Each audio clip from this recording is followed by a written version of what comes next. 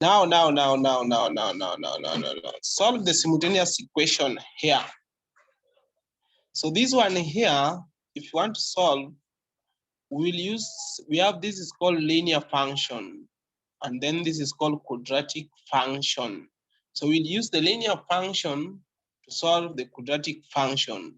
Simply by we do this, take this, say we'll take 3 where there is x, so we'll have 2x, we'll say 2x minus 3 is equals to y. Or we can also say, we can rotate it, y is equals to 2x minus 3. So we use this in the second line, this in the quadratic equation. So where there is y, we'll write this value here. So I say we add x squared minus x into 2x minus 3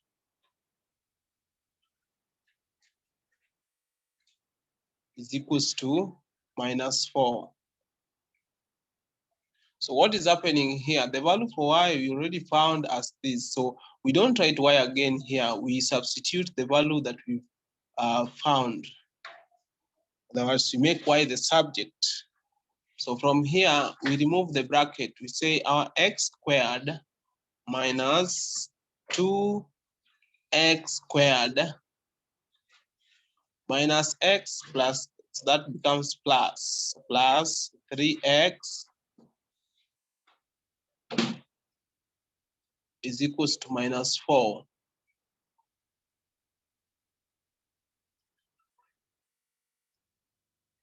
So we have x squared minus 2x squared, that becomes negative x squared plus 3x equivalent to negative 4. So we'll take this, my negative x plus x to the right hand side where there is negative 4. So we'll have, it becomes now positive because it is crossing equal sign. When you cross that the other side, you cross the other side. Minus 3x minus 4, because they are going to where that my minus 4 lies, is equals to 0. So we'll be looking for two numbers whose sum is minus 3. Two numbers whose sum is minus 3, product is negative 4.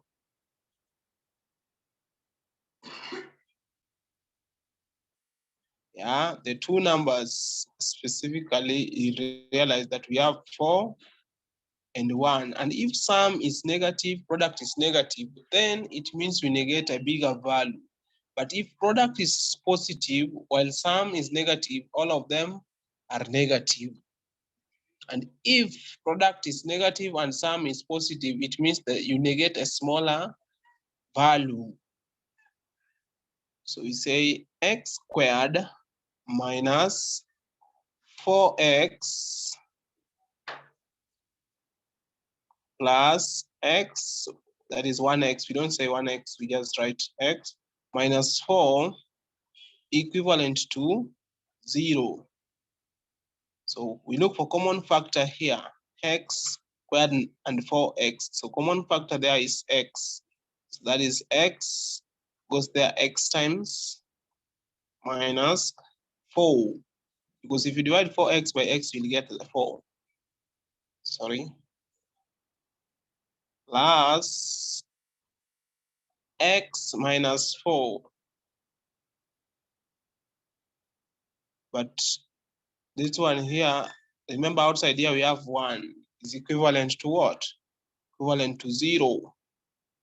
So from here, we just pick one of the bracket there. We say our x plus 1 into x minus 4 equivalent to 0. So this pair here, each will be equivalent to 0. That also will be equivalent to 0. So you'll realize that x plus 1 is equals to 0, meaning that our x here will be equals to -1. And then x here, x minus 4, is equals to 0. So x is equals to +4 if x crosses equal sign, +4. But now we are not through. The question was to solve simultaneously. We need to know the value of y also. So we'll say when x is this, when x is equals to -1, what will be y in that scenario? So we say when x is equivalent to -1, our y will be